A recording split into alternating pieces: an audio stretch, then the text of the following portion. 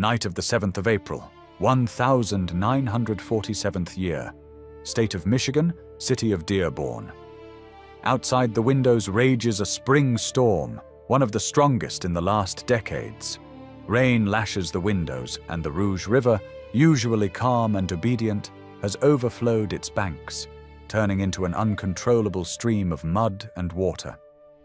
In the center of this natural chaos stands a massive stone structure, reminiscent of a medieval Scottish castle. This is Fair Lane, the personal fortress of the man whose name every school child on the planet knows. But inside this castle, something is happening that defies comprehension. In the master bedroom, covered with heavy woolen blankets, lies an old man. He is 83 years old. His fortune is estimated in hundreds of millions of dollars, and the influence of his company spans all continents. But look closely at the room. It is dark here. The electric lamps are dead. The heating radiators are icy. In the house belonging to the king of the industrial era, there is no electricity. The man who electrified the modern world, who put humanity on wheels and made technology accessible to every farmer, is dying by the flickering light of kerosene lamps and simple wax candles. How could this have happened? Why did one of the richest people in history find himself in his final hour in conditions reminiscent of a 19th century peasant's life? This paradox is no accident. It is the final chords of a grand and dramatic symphony that was Henry Ford's life.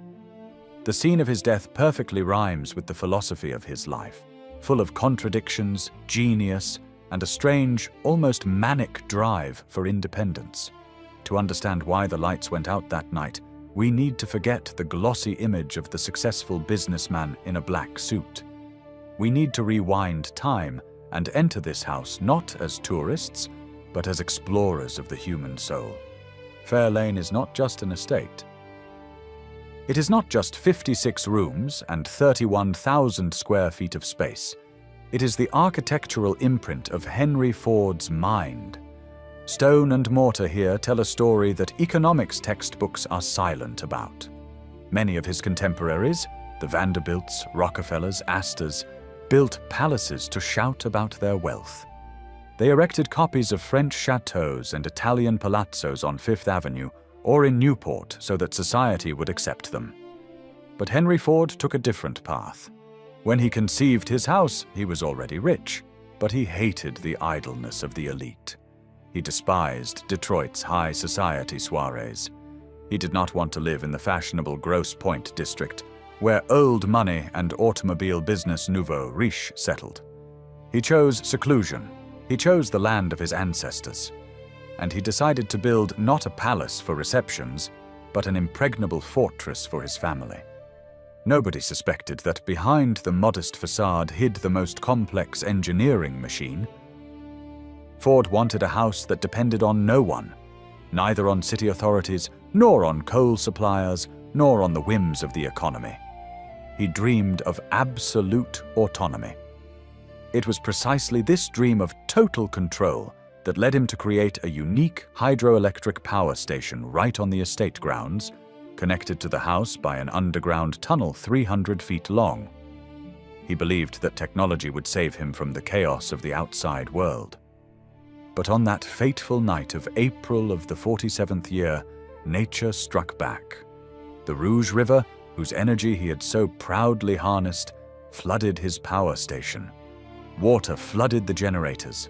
The technocratic utopia collapsed exactly at the moment when its creator was breathing his last. This is not a story about architecture. This is a story about a man who tried to build his own world by his own rules. About a man who was simultaneously a visionary, a tyrant, a simple mechanic, and a complex philosopher. Fair Lane holds the secrets of his fears and his love. The walls of this house have seen not only the triumph of creating the assembly line, but also deep personal tragedy of loss, conflicts with his only son, and the quiet but indomitable strength of the woman who was by his side. To unravel the mystery of the death by candlelight, we must understand how and why this stone fortress was built. And it all begins far from the architect's blueprints. It all begins with the character of the man who always knew that he was different from others. It seemed impossible that the son of a simple farmer would become the one who would change the landscape of the planet. But it is precisely in his origins that lies the key to understanding Fair Lane. Henry Ford was born on the 30th of July, 1863rd year, when the Civil War was still raging in America. The world into which he came was a world of dirt, horse manure, and exhausting physical labor.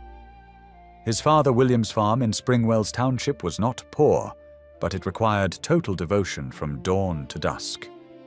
It was here, among the endless fields, that the main inner conflict of the future magnate was born. Henry hated farm labor.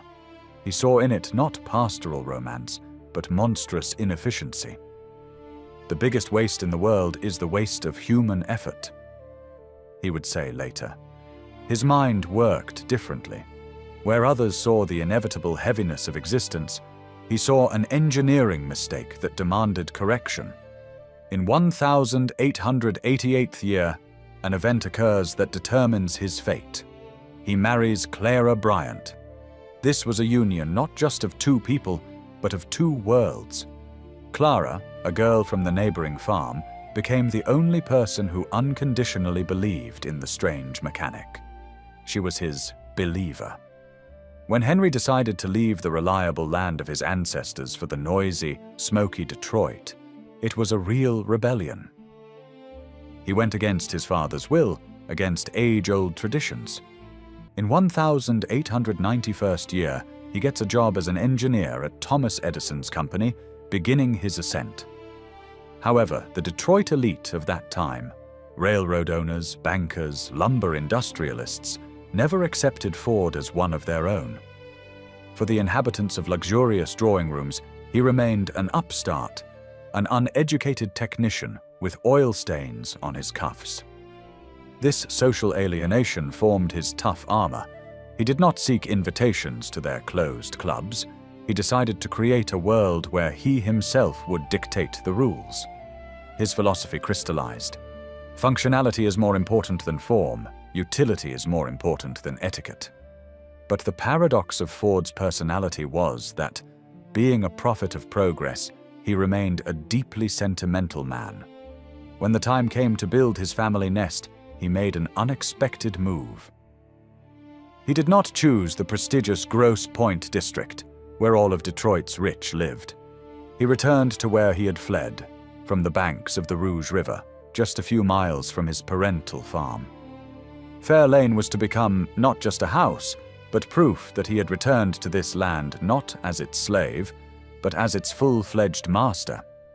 He intended to build a monument to his triumph, but for that he needed to combine his ambitions with Clara's desires, and this led to the first serious conflict in the history of the estate's creation. By 1913th year, Henry Ford was no longer just a successful entrepreneur, he was an icon. The assembly line is launched, the Model T floods America's roads, money flows like a river that seems impossible to stop. It is precisely at this moment of absolute triumph that the construction of Fair Lane begins. But what was supposed to become the construction project of the century instantly turned into a battlefield between two philosophies. And here Clara Ford steps onto the stage, carrying out her quiet but decisive revolution. The initial plan was radical. Ford, always striving for innovations, turned to architects of the Chicago School, students of the great Frank Lloyd Wright, Herman von Holst, and Marion Mahoney Griffin. They proposed a project in the prairie style, a low, sprawling house spread across the ground, with vast plains and sharp angles. This was the architecture of the future, bold, democratic, devoid of decorations. This perfectly resonated with Henry's engineering mind. For him, the house was a machine for living. But this cold modernism encountered Clara's categorical resistance. "I want a home, not a museum," she declared. Clara, the keeper of the hearth, saw in these blueprints a lack of soul. She did not need avant-garde experiments. She needed reliability, coziness, and a connection to history. At that moment, Henry, who could fire any director at his factory, bowed his head. He understood. Without Clara, this house would have no meaning. The turning point came during their trip to Europe. Driving through English estates and Scottish highlands, the Fords saw what they were looking for. Old stone manors, covered in ivy, standing for centuries. This was the architecture of eternity, not of the moment. Returning to America, they take an unprecedented step. They fire the fashionable modernist architects right in the middle of the design process. In their place comes William Van Tyne, an architect from Pittsburgh who is given a paradoxical task: to take the already laid foundation and frame of the prairie style, but to clothe it in the garments of an English baronial castle. What resulted in the end, architects to this day call a stylistic oxymoron, but for the Fords, it became the perfect fusion of their worlds. Fair Lane began to rise above the Rouge River as a hybrid. From the outside, this is a stern fortress, clad in marble-like limestone, Marblehead limestone, with massive walls capable of withstanding a siege. This stone symbolized protection from the outside world, from intrusive reporters and the envious eyes of Detroit's elite. But inside, this fortress hid the most advanced technologies of its time. This was a marriage of tradition and progress. Clara got her gardens, her cozy rooms with fireplaces, where one could hide from the storms of the 20th century. Henry got his engineering dream. The house was fully autonomous. While other tycoons depended on city services, Fair Lane produced its own ice, purified its own water, generated its own heat. Even here, in the choice of materials and systems, Ford's obsession with independence manifested itself. The union of Henry and Clara was cemented in stone. This house became a statement.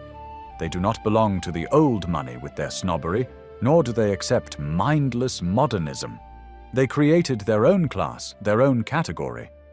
And when in 1915th year they finally moved into this castle of 31,000 square feet, it looked like the finale of a fairy tale. But as often happens with people of such scale, the grandeur of the walls only amplified the echo of the inner emptiness that began to fill these vast halls. The most interesting and frightening was hidden not in the facade, but in the details of the interior, which we will now begin to explore. To enter Fair Lane is to embark on a journey through the labyrinths of Henry Ford's consciousness.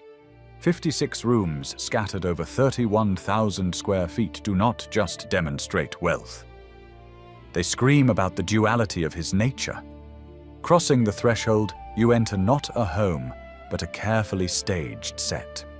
The walls of the main hall, paneled with dark oak, oppress with their grandeur, but as soon as you go further, you feel a strange dissonance. The music room is a temple of traditions. There is no place here for the frivolous jazz of the roaring 20s. The central place is occupied by the giant Skinner organ, whose pipes are hidden behind walnut grills.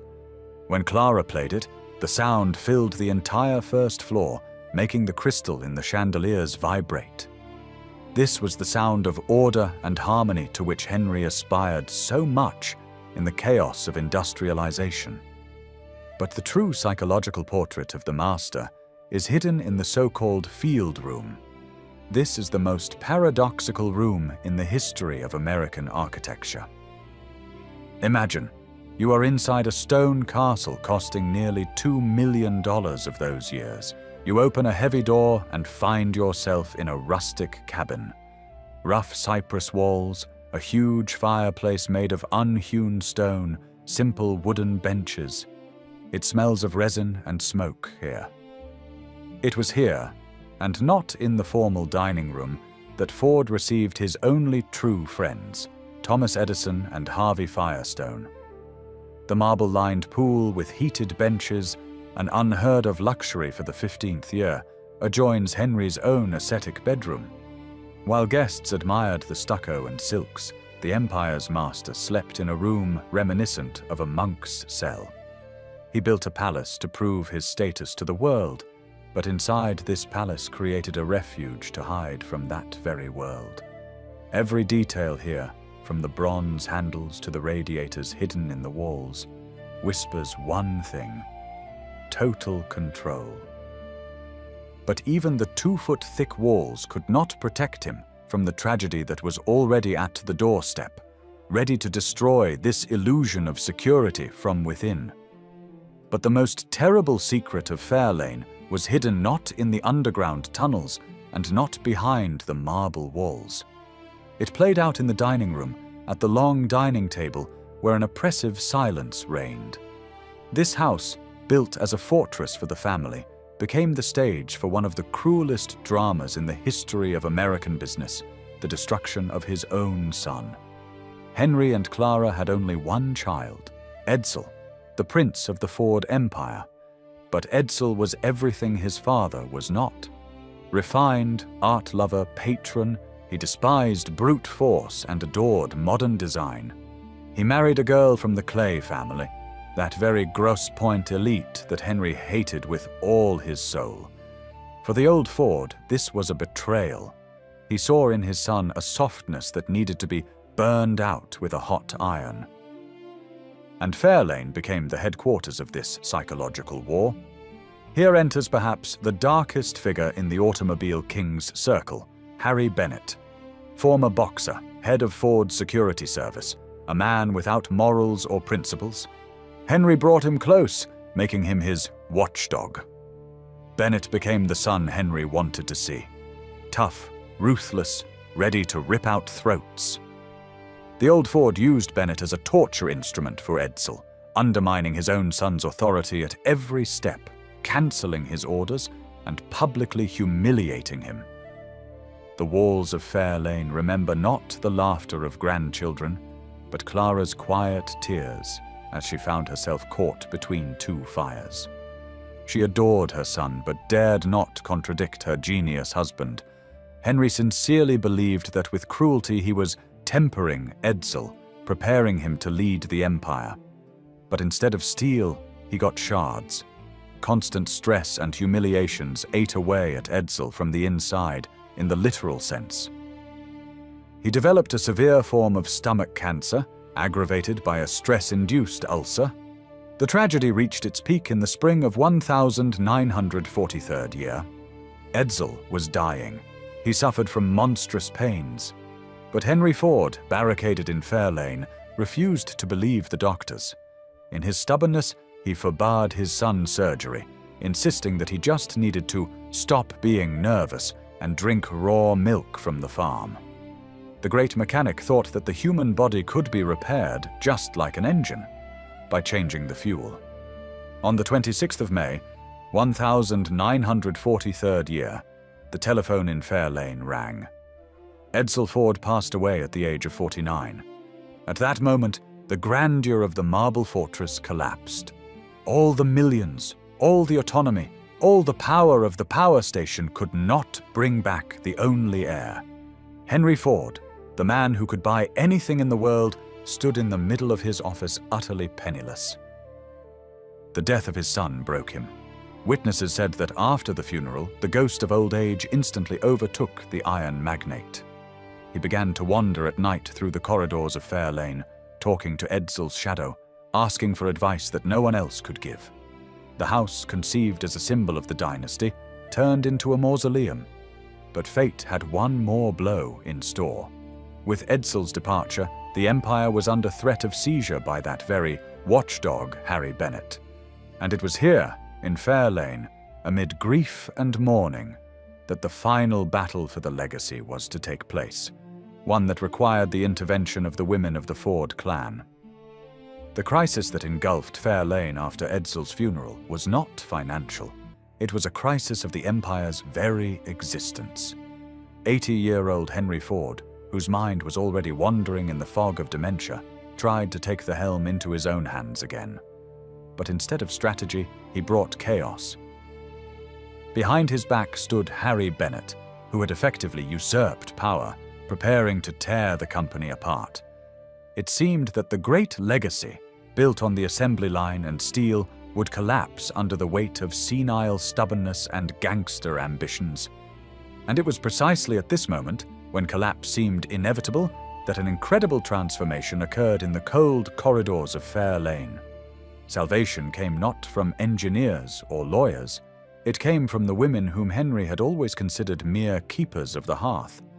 Edsel's widow, Eleanor Clay Ford, and Clara herself, the believer, forged an unprecedented alliance.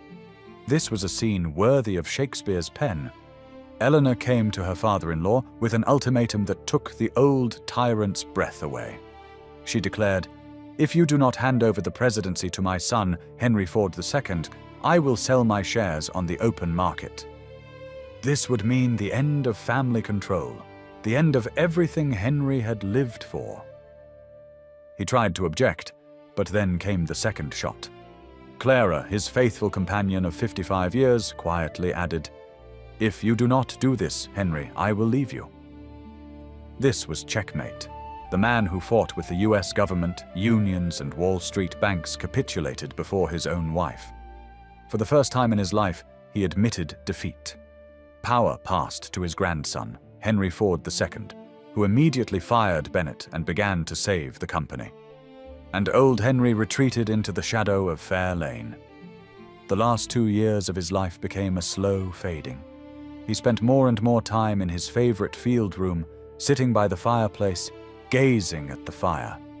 He, who had changed the world, was now just an observer.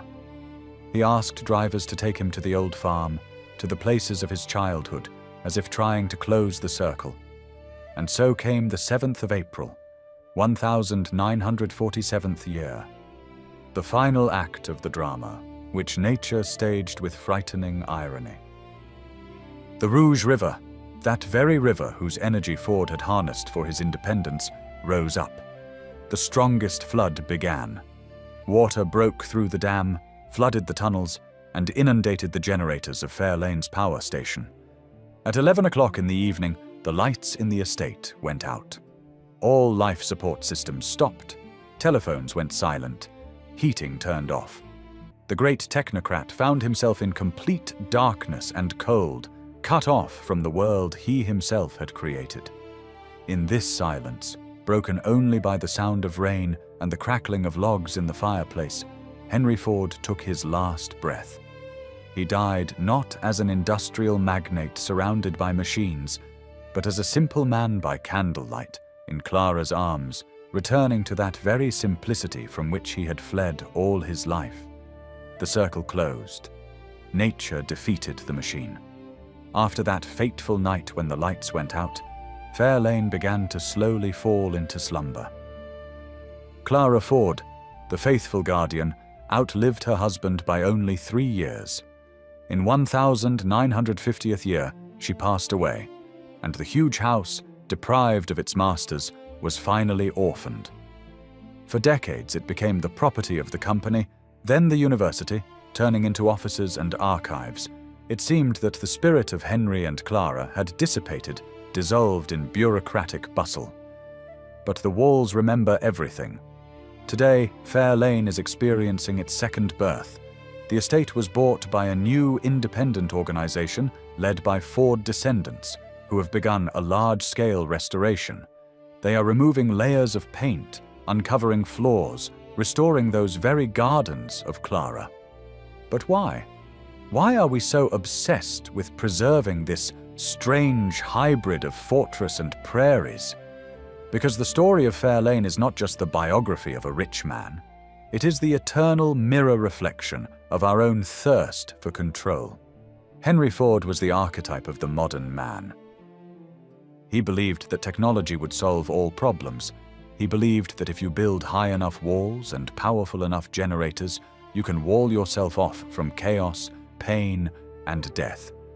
He spent millions to become independent from the world, but in the end, the world found him through the river's water and through his son's illness. This house stands today as a monumental reminder. Autonomy is an illusion. We can surround ourselves with comfort, smart systems, and financial safety cushions. But in the end, we are all equal before the face of the elements and loss. Fair Lane teaches us that an empire built at the cost of relationships with loved ones turns into a golden cage. Edsall's tragedy echoes louder in these corridors than the roar of the power station's turbines.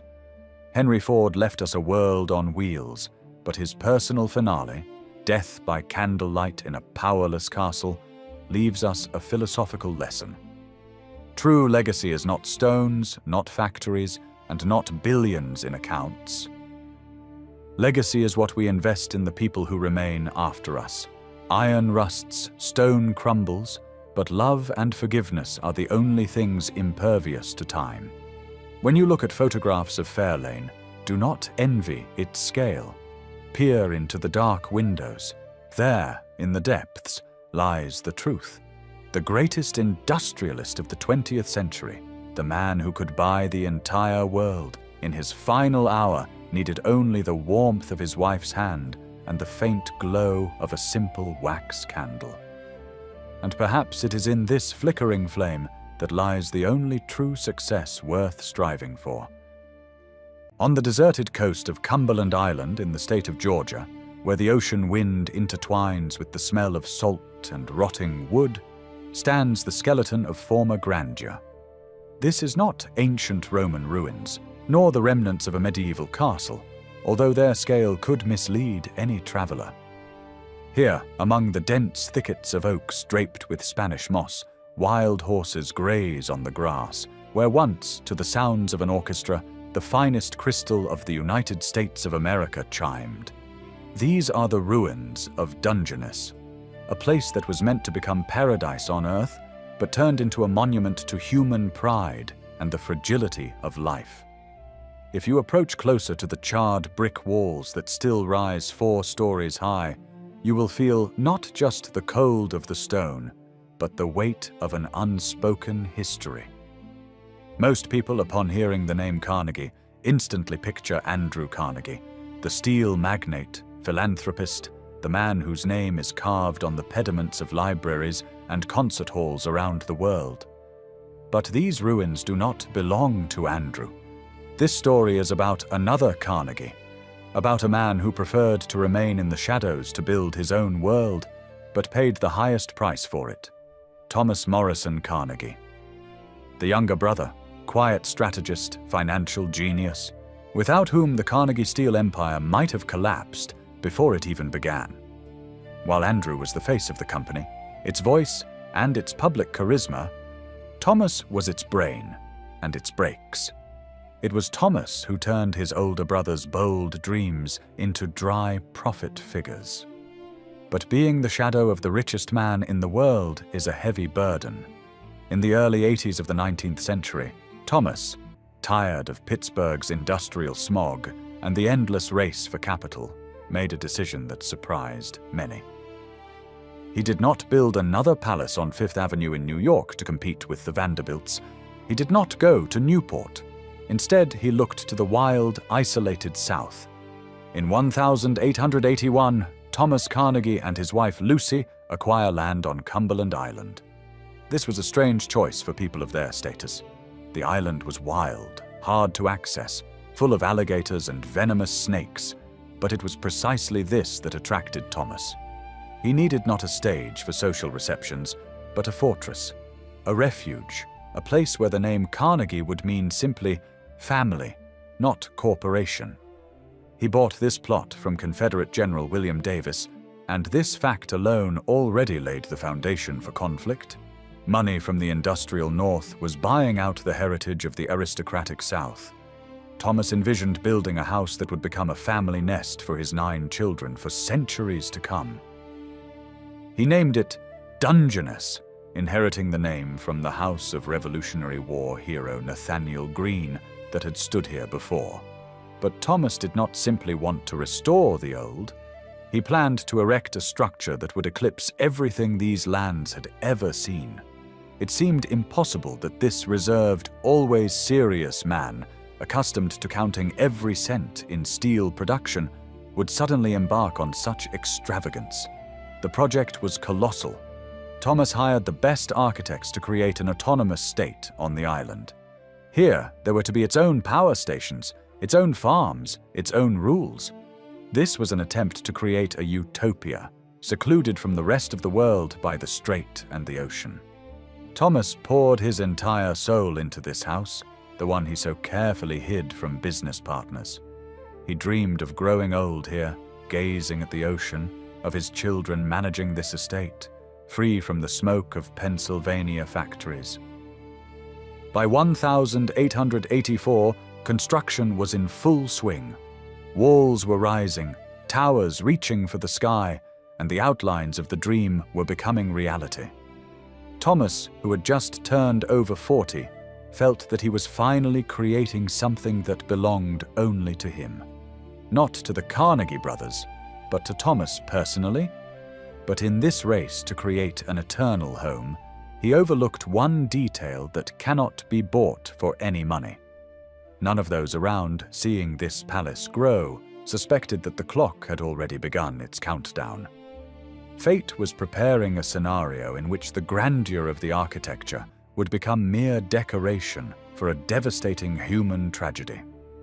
No one knew that the master of this castle had less time allotted than it would take for the garden around the house to fully bloom. And no one could foresee that it was precisely this isolation, which Thomas so sought, that would become a curse for his descendants. We stand at the threshold of a history where gold meets ashes. To understand the true meaning of the Dungeness ruins, we must for a moment leave the humid heat of Georgia and transport ourselves to the grey, damp cobblestones of Dunfermline, Scotland. Thomas Carnegie was not born in silks, but in the dust of a weaver's cottage in 1843. This is the very key that unlocks the door to his psychology. The Carnegies were not aristocrats. They were refugees of the Industrial Revolution, fleeing hunger. When the family arrived in Allegheny, Pennsylvania, in 1848, they had nothing but their accents and desperation. This trauma of poverty gave rise to two completely different reactions in the Carnegie brothers. Andrew became a showman, an eternal optimist who believed he could sell anything to anyone. But Thomas? Thomas learned to count. He learned that survival depends not on applause, but on the ledger book. While Andrew charmed Wall Street, it was Thomas who sat in the back room, meticulously studying contracts, cutting costs, and securing loans. He was the anchor for Andrew's sales. Without Thomas, the Star-Spangled Scot, as the older brother was called, would probably have gone bankrupt a dozen times. Thomas's philosophy was simple but harsh. Control the variables.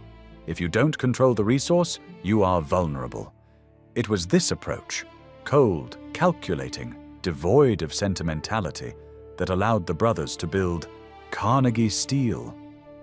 But wealth brought a new conflict. By the 1880s, the brothers were rich beyond the comprehension of ordinary people, true captains of the Gilded Age. However, Thomas remained an outsider. In the rigid hierarchy of Victorian society, they were still nouveau riche, people with dirty hands, despite millions in the banks. New York's old money looked down on the steel barons. And here lies the root of the Dungeness project. Thomas did not want to play by the rules of Manhattan's elite clubs. He wanted to write his own rules. His purchase of land on Cumberland Island in 1881 for $35,000 was a strategic masterclass, typical of his business mind. He did not just buy a vacation home, he bought a kingdom.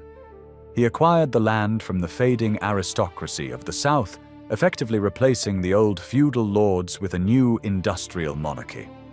It was a conquest, but unlike his factories, this was personal. Thomas, a man of silence and calculation, looked at these wild shores and saw a chance to build a legacy that would not depend on fluctuations in steel prices. He saw permanence. He saw a place where the chaos of the world he himself helped build could not touch him. But as history often shows, the architect striving to control everything around him is often the least prepared for the chaos within his own biology. But no king rules alone, and no empire is built solely on accounting reports. If Thomas was the brain of the operation, then its steel backbone became the woman who entered his life not as a shadow, but as an equal player, Lucy Coleman. In the world of Victorian patriarchy, her role could easily be reduced to the function of hearthkeeper, but that would be a historical mistake. Lucy was the daughter of William Coleman, a coal and iron magnate, a man whose mines fueled Pennsylvania's Industrial Revolution. Their marriage to Thomas in 1866 became not just a union of two hearts, but a strategic merger of capitals and influence. This was the very hook that finally transformed Thomas's position. Through this marriage, he ceased to be just a poor immigrant who had made good. He became part of the industrial aristocracy.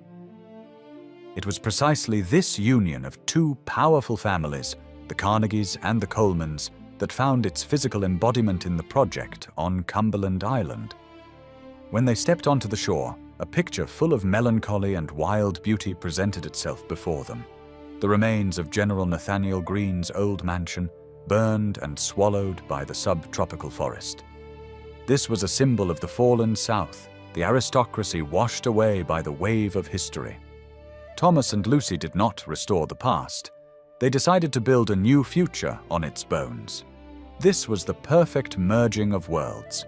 Money from the industrial North, earned on steel and smoke, was to erect a monument on the lands of the agrarian South, where time seemed to have stopped. The construction of Dungeness became a logistical feat bordering on madness. Imagine the scale. To an isolated island, accessible only by water, thousands of tons of brick, marble, glass, and rare woods needed to be delivered. Barges loaded with materials came from Fernandina Beach, navigating the treacherous currents of the strait.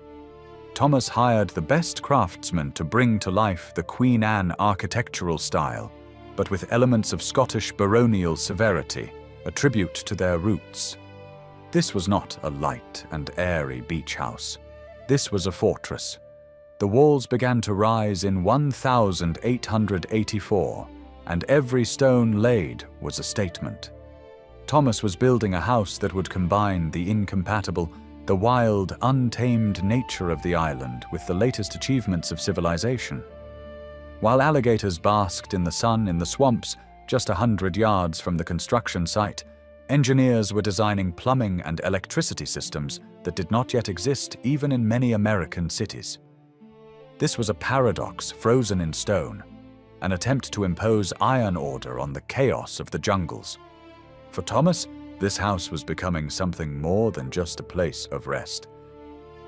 It was the materialization of his success, proof that the quiet brother was capable of creating a world where he was the absolute sovereign. Lucy saw in this house a future for their 9 children, a safe harbor, remote from the temptations and dangers of big cities. They were creating their own Eden, but, as in the biblical story, a fruit was already ripening in this garden that they were destined to taste with bitterness. As the walls of Dungeness grew higher, blocking the horizon, Thomas began to feel that his own vital energy was draining into these bricks, as if the house demanded a sacrifice for its grandeur.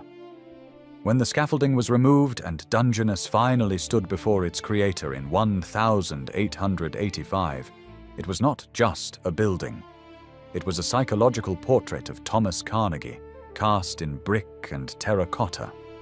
To understand the scale of the quiet brother's ambitions, one must mentally walk through the grand doors of this colossus. The first thing that caught the eye was not gold, but overwhelming solidity. The main tower soared into the sky for 100 feet, 30 meters of pure dominance over the island's flat landscape. From its summit, one could see not only the ocean, but anyone who dared approach the Carnegie holdings. This was architecture of control. Inside the house were 59 rooms, each serving a specific purpose in the family's complex ecosystem. If outside the house resembled a Scottish castle with its turrets and steep roofs, inside reigned a Victorian obsession with order and separation. The huge hall, paneled in dark oak, greeted guests with the scent of beeswax and old Europe. Here, light fell through tall windows in such a way as to emphasize the massiveness of the staircase, the house's backbone, along which servants moved as invisible shadows. Every detail of the interior screamed Thomas's values, quality over shine. The fireplaces, of which there were 16 in the house, were large enough to accommodate whole tree trunks, warming the vast halls during humid winter evenings. The dining room was a stage for a performance where the main role was played, not by food, but by hierarchy. Here, at the mahogany table, 20 people could be seated, and the clink of silver utensils drowned out the sound of the surf beyond the windows. But the most interesting thing was hidden not in the grand halls, but in the lungs of this organism. Dungeness was a marvel of engineering. Thomas, true to his industrial nature, did not trust local conditions. He built an autonomous life support system. The island got its own power station at a time when many districts of New York were still lit by gas. An ice factory was built so that in the subtropical heat of Georgia, cold always chimed in the glasses. Artesian wells pumped the purest water. This was a triumph of man over nature. The house was served by an army of 200 people, from liveried foot. This was the moment of truth that split the history of Dungeness into before and after. Thomas's death was supposed to mark the end of this extravagant experiment. The logic of the time dictated a single scenario. The young widow, Lucy Coleman Carnegie, left with 9 children on her hands in the wild wilderness, was supposed to sell the estate, pack her things, and return to the civilized world of Pittsburgh or New York. The island was too harsh, maintaining the house too expensive, and the memories too painful. Advisors, lawyers, family, everyone expected retreat. But it was precisely here, at her husband's grave, that a transformation occurred, changing the genre of this story from a family saga to a psychological thriller. Lucy Carnegie did not weep into her handkerchief, awaiting rescue. She looked at the empire that Thomas had built and made a decision bordering on obsession. She not only refused to sell Dungeness, she decided to expand it. At this moment, the viewer must feel the deep moral ambivalence of what was happening. Was it an act of the greatest love and devotion to her husband's memory? Or was it a manifestation of rigid selfishness, an attempt to control her children's lives by locking them in a golden cage on an isolated island? Lucy takes the reins of power into her own hands with an iron grip, worthy of any steel magnate. She transforms into a matriarch whose word is law, but her main weapon was not architectural, but legal. Lucy creates a complex trust fund. The terms of this document were harsh. The island and the house could not be sold or divided until the last of her children died. Ponder this fatalism. She legally bound the fates of 9 people and their future families to this piece of land in the middle of the ocean. Dungeness ceased to be just a house. It turned into a fortress of memory where time was to freeze. Lucy hired architects to further expand the mansion, bringing its area to 37,000 square feet. She built new wings, pools, and gardens, as if trying to fill the void left by Thomas's death with cubic meters of concrete and marble. But behind this grandeur hid the tragedy of the children. They grew up as princes and princesses in their own kingdom, detached from reality, rich but deprived of freedom of choice. The island became their world, and Dungeness their magnificent prison. Here we see the paradox of the Carnegie success. Resources that should have given freedom were used to create shackles. Lucy perhaps believed that she was saving the family from the decay of the outside world, but in reality, She was creating an incubator for future conflicts. With each new building constructed, with each servant hired, the tension between the desire to live one's own life and the duty to preserve the legacy grew. Thomas wanted a refuge. Lucy built a dynastic mausoleum in which the living were to exist by the rules of the dead. And while the widow, clad in black, walked her domains, somewhere in the foundation of this grandeur, invisible cracks had already begun to appear, foreshadowing the inevitable collapse. In 1916, the heart of Dungeness stopped. Lucy Carnegie died. The iron fist that held the clan together unclenched, and the trust conceived as protection instantly turned into a noose. The heirs, shackled by legal chains, discovered the terrible truth. Maintaining a feudal palace in the era of the Great Depression, jazz, and new taxes was not a privilege, but financial suicide. The illusion of eternity collapsed. By 1925, the family leaves the island.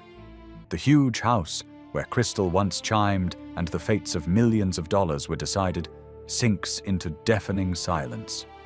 For 34 years, Dungeness stood as a ghost. The jungles slowly reclaimed their own. Roots cracked the foundation, vines strangled the columns, and in the empty ballrooms, only the salty wind wandered.